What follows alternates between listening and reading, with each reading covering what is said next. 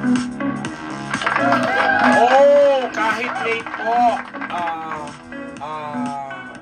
i-allow niyo po ako na ikwento ko po sa inyo ang naging partisipasyon po ng inyong lingkod, Papa Unbearable Ambet Nabus, sa ginanap pong kauna-unahang Hot Air Balloon Festival sa pamamagitan ng Bicol Loco. Yan, 2024, sa pangunguna o sa pamumuno ng Ako Bicol Party List dyan sa probinsya ng Albay. Ako Bicol Party List sa pangunguna po ni Congressman Zaldico at ang kanyang butihing may bahay na si Madam Mylene Ko. Diba? Palakaran po natin yan. Although late, kasi naganap po ito nung first week ng May. Nandun po ako sa lugar ko, sa kung saan ako po yung Bicolano at nandun ako sa lugar namin. Na kinuyog ako ng aking mga kaibigan at kamag-anak na lumingi sila ng ticket dahil 2 nights ay nagkaroon po ng tinatawag na music festival yung Bicol Loco dahil talaga naman mga big time performing artist or mga concert artist ang dumayo doon at yung ticket ay yung show na yun ay for free. Ginanap po yun sa Legazpi City sa dating airport. Ang napakalaki nung airport na yun na isipin mo na magkasya doon ang mga 80 to 85,000 na katao. Kinontrol na lang yun ng mga security, mga pulis, mga sundalo na nasa paligid nagbigay ng security. Sabi nga namin, yung lahat na yata ng mga sundalo at mga kapulisan sa buong Bicol ay naipadala na doon dahil ganun kadami nga po yung kinontrol or inayos at sinicure na mga tao. Nung first night po, nag-perform ang tandem ni Sarah Geronimo at saka ni Bamboo. Yan, at ang nag-host dyan ay ating minamahal na si Robby Domingo. Tapos on the side, nagkaroon ng surprise appearance itong si Apple the App.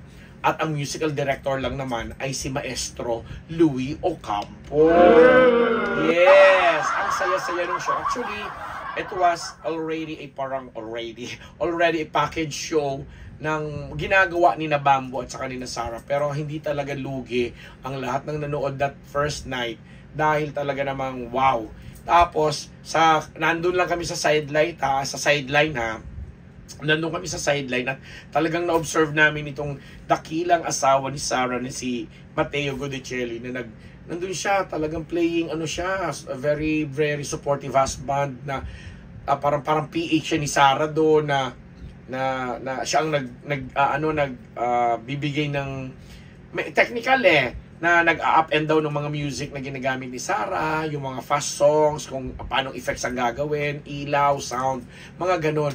At napakahusay. At feeling ko package deal na rin kasi nung nagtatanong-tanong ko dun sa production, hindi naman talaga kasama si Mateo dun sa line-up. Kundi nandun lang siya sa sideline para supportan yung asawa niya.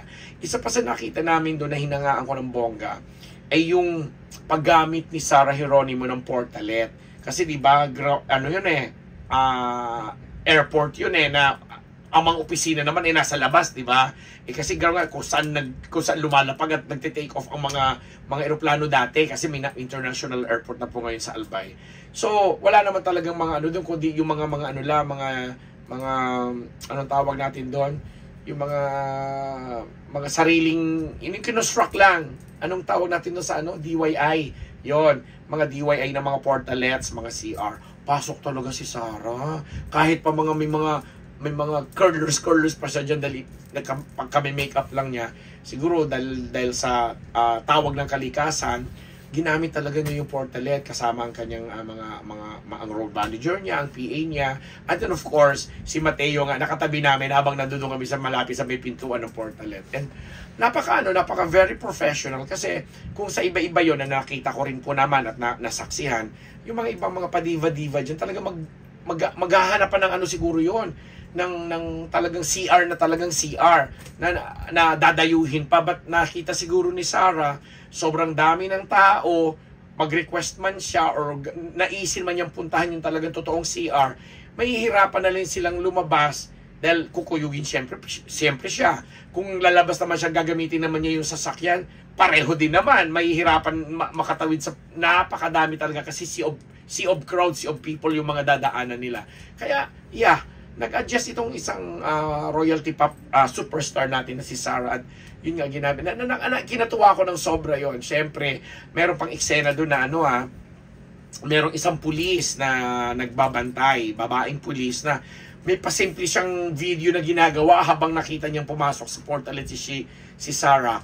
Ang inyong lingkod po ay talaga namang naglakas loob na rin na hindi naman awayin, kundi sinaway, pinagsabihan ko po, nilapitan ko at marespeto kong sinabi, ma'am, baka naman po pwedeng wag na nating kunan ng video, i-off na po natin yung video na pagbi-video nyo kay Sarah, kasi parang hindi naman magandang tingnan na itong si Sarah hindi pa tapos mag-makeup, ang gulo-gulo pa ng buhok niya, chuchu, tapos may talukbong may parang may ganon, malaking towel or something, tapos pumasok niya sa portalet para gumamit. Hindi naman yata magandang yon. So, sa marespeto pamamaraan po ay sumunod naman po yung babaeng pulis na siguro sa excitement din niya, gusto niyang makunan siguro ng video yung pagpasok at paglabas ni Sarah. So mga ganon ang saya nung first night, lalo pat nga sabi nga natin si Apple the App ay sorpresang nakipag-participate. Sabi ko nga kay Robby nung nasa gilid din siya at habang nagpe-perform si Bambo at saka si Sarah, sabi ko, Robby, si Lea Salonga na lang yung kulang para masabi nating The Voice na ito at ABS-CBN show itong ibinibigay natin at inihahandog sa mga Bicolano. And then the second night, eto na. Ako na po ang nag-host. Kasama ko po ang dalawang local talents or local host ng sa Albay. Nag-host po ako kasi nga 85,000 na yata nung ikalawang gabi. And anong tawag dito? Pinaunlakan ko na yung invitation sa akin na total nandun na rin lang naman daw po ang inyong lingkod, bakit hindi na mag-host? Nag-host po ako, and this time ang mga performers nga po ay si Jericho Rosales na tubong Bicol din, may dugong Bicol, at talaga namang in-appreciate at in-admire ng todo-todo. And kasama po si Ellie Buendia na talaga namang may dugong Bicol din. Grabe, nagmistula talagang kung si Jericho ay pakilig ang gawa, alam mo yung sa kagwapuhan niya na kahit alam naman natin na hindi naman siya ganun talaga kahusay bilang singer, alam mo yon, singer na ganyan, pero ang galing niya mag-perform din, ang galing niyang aktor, siguro naiaarte niya ng bonggang-bongga yung ginagawa niya on stage. Pero yung Ellie Buendia, ibang klase, kasi talagang walang tapon sa lahat ng kinanta niya. With all due respect sa first night at kina Jericho, walang tapon sa lahat ng kinanta kasi very popular. Tapos ang daling sabayan. Naging karaoke night yung second night kasi lahat ng tao kumakanta, sumasayaw, humihiyaw, pumapalakpak doon sa naging performance ni Ellie Buendia na ang ganda-ganda lang. And then, kagaya nung first night, namigay rin ng mga papremyo, mga motorsiklo, mga bagong TV, and pinakabongga doon yung 4 na bahay, house and lot worth 1.5 million na talaga namang ipinaraffle po. Nakinatsawan ko nga kasi nung first night, 2 bahay. Supposedly nung second night, 1 bahay na lang ang ipamimigay. Pero kinantsawan ko nga po si Madam Maylin ko, na sabi ko, baka naman, napaka-generous mo, Madam Maylin.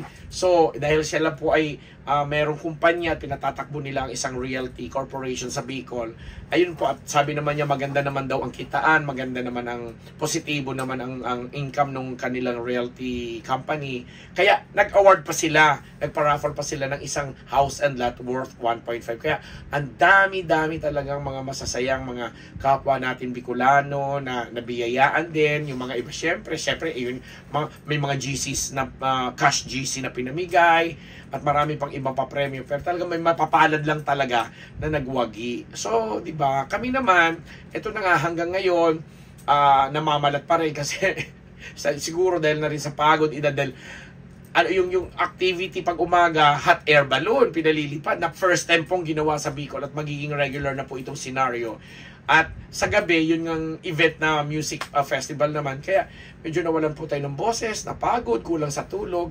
Pagbalik po namin ng Metro Manila ay nagkasakit na po kami. Kahit sabihin hindi na kami pumila ng airport, kami po ay napakabongga para kaming Crazy Rich Asia na hatid sundo ng private jet plane. Tapos dun sa Misibis Bay kung saan po kami hinaus, talaga naman bonggang-bonggang naka-chopper pa kami para hindi na kami nahihirapan pang mag-commute or mag-by land ng inaabot ng mahigit 1 oras ang biyahe na paikot-ikot, parang bitukang manok na tinatawag na liko-liko chuchu. But anyway, masaya lang, hindi ko to binabanggit para pasikatan kasi maraming beses na rin naman po namin itong nararanasan. Pero ang saya-saya ko lang kasi nga yung party list Ako Bicol na kung very soon ay mukhang i-endorso rin po ito ni Jericho Rosales dahil pinaniniwalaan niya na napakaraming magagandang adhikain, mga advokasya at mga programa na gustong ibahagi sa buong Kabikulan.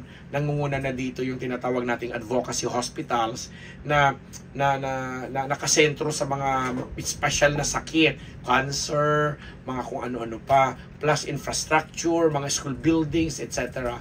na sa tingin naman namin ay magagampanan at magagawa ng kagaya ng Ako Bicol. Kaya pinapupurihan namin sila kasi nung mga nakaraang panahon, nakatrabaho na rin namin ang mga taga Ako Bicol nung si Manoy Eddie Garcia, kanilang endorser. And this time, mas malalim at nakikita po namin at nasasaksihan po din namin mismo kung paanong sa pamamagitan ng pagbibigay nila ng mga aliw, entertainment, etc. ay naitatawid nila ang mga programa at mga plano na gusto nilang ipagkaloob sa mga mamamayan sa buong Bicolandia, particular po sa lalawigan ng Albay. Muli, ang aking pasasalamat sa lahat po ng mga nakiisa po sa amin. Ako po yung personal din nagpapasalamat kay na Congressman Zaldico, kay Ma'am Maylin ko, sa aking kumparing Joey De Guzman, kay Bernard Peralta, kay Congressman Joey Salceda, ang aming Regional Director for Tourism, Region 5 na si Herbie Aguas, at marami pang iba po, mga mayors dyan, yung po mga governors ng ibang lalawigan, kagaya ni Dong Padilla ng Camarines Norte, si Joseph Chu, nakadali lang po, nagkamali ako, ng Masbate, Joseph Ko ng Masbate, and si mali yata Masbate tama, sa Catanduanes si Mr. Kuwa, si Governor Kuwa, tama ba? Baka nagkabaliktad ako, kasi live po namin pinopodcast ito. Anyway, maraming salamat po sa inyong lahat at sa iba pa po na mga leader, official po at mga kasapi po sa Ako Bicol Party List. Maraming thank you. Ambet Nabus po, nagpapasalamat.